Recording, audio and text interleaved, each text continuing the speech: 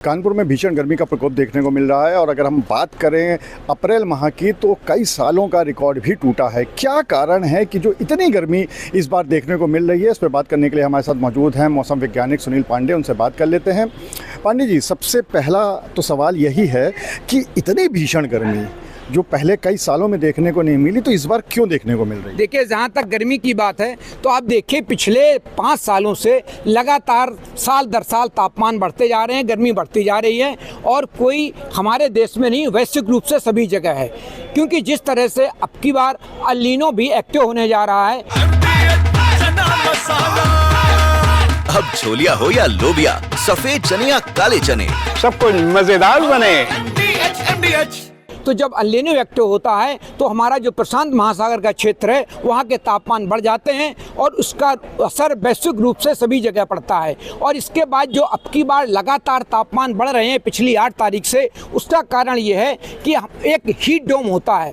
जो गर्म हवाएं होती हैं वो नीचे के इलाके में फंस जाती हैं क्योंकि ऊपर हाई प्रेशर बन जाता है। तो ऊपर एक डोम कह सकते हैं आप, हीट डोम कह सकते हैं या उसको छाता कह सकते हैं, एक बैरियर बन जाता है जो गर्म हवाओं को एटमॉस्फेयर में ऊपर नहीं जाने देता है। वो नीचे कंप्रेस होके हवाएं नीचे बनी रहती हैं और ये हफ्ते 10 दिन तक बनी रहती हैं। वही स्थिति इस समय पूरे देश में है, जिसकी वजह से उत्तर भारत, मध्य भारत, महाराष्ट्र, विदर्भ, इन सब इलाकों में तापमान 40 के ऊपर चल रहे हैं। कल बांदा में देश का सबसे अधिक तापमान 47.6 डिग्री दर्ज किया गया है। इसी तरह पूरे हमारे देश में 40 के ऊपर तापमान चल रहे हैं, जो हमारे स्वास्थ्य के लिए, पशुओं के स्वास्थ्य के लिए बिल्कुल विपरीत प्रभाव डालने वाले होते हैं। ये स्थितियां अभी आगे बनी रहने वाली हैं, लेकिन अभी फिलहाल एक वेस्टर्न डिस्टर्बेंस आया हुआ है। इसी के साथ कई साइक्लोनिक सर्कुलेशन बने हुए हैं, ट्रफ लाइन बनी हुई है, जिनका असर देश के कई हिस्सों में पड़ेगा।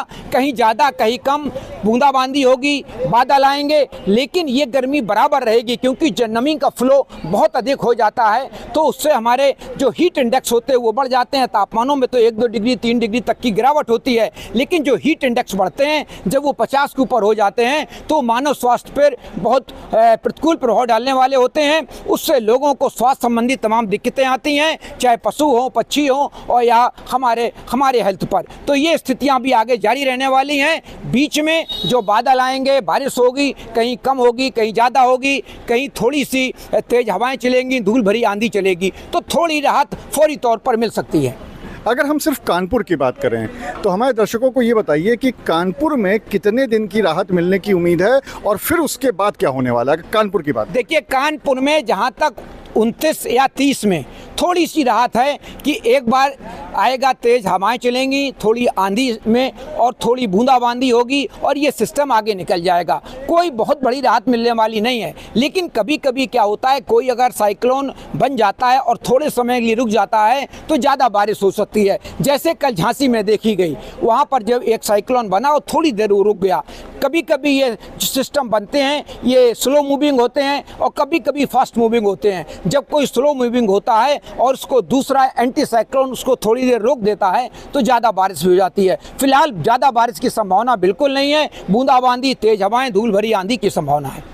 अगर हम बात करें मई और जून की, क्योंकि अभी तो ये अप्रैल में आप बता रहे हैं कि ये पूरी स्थिति है, अगर मई जून की बात करें तो क्या 44 के पार तो अभी गया है, क्या इससे ज़्यादा भी तापमान देखने को मिल सकता है? देखिए, तापमानों की जहाँ तक बात है, तापमान तो कल अगर 40 डिग्री रहते हैं और अगर हमारा हीट इंडेक्स 50 बाउंड रहता है और जो फीलिंग होती है, रियल फील एक कहते हैं जिसको, कि तापमान तो 40 होता है लेकिन जो नमी ऐड हो जाती है एटमॉस्फेयर में, उसकी वजह से हीट इंडेक्स बढ़ जाते हैं। तो वो सबसे हम समझ ही नहीं पाते हैं और हम बाहर धूप में निकलते हैं, लगातार काम करते हैं तो हमको हीट स्ट्रोक पड़ने की संभावना रहती है, डिहाइड्रेशन हो जाता है और स्वास्थ्य संबंधी तमाम दिक्कतें आती हैं। तो ये स्थितियां अभी लगातार बनी रहेंगी। लोग सजग रहें, सतर्क रहें और घर से बाहर निकलें तो कॉटन के कपड़े, टोपी, छाता और पानी लेकर निकलें, पानी पीकर निकलें। और दोपहर में 11:30 से लेकर 3 तक बच्चे, बूढ़े और जो हमारे बीमार लोग हों वो बाहर निकलने में परहेज करें।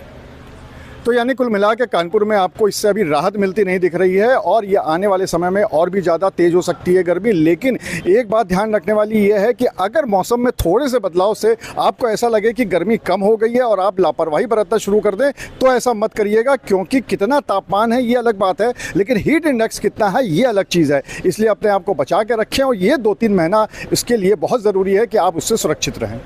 अनुराग अग्रवाल, TV9 कानपुर। दादी के हाथों का जादू और खुशबू से महकता घर, माँ की मुस्कुराहट और खाने की सुगंध। MDH गरम मसाला। क्योंकि हर रिश्ता है स्वाद से जुड़ा।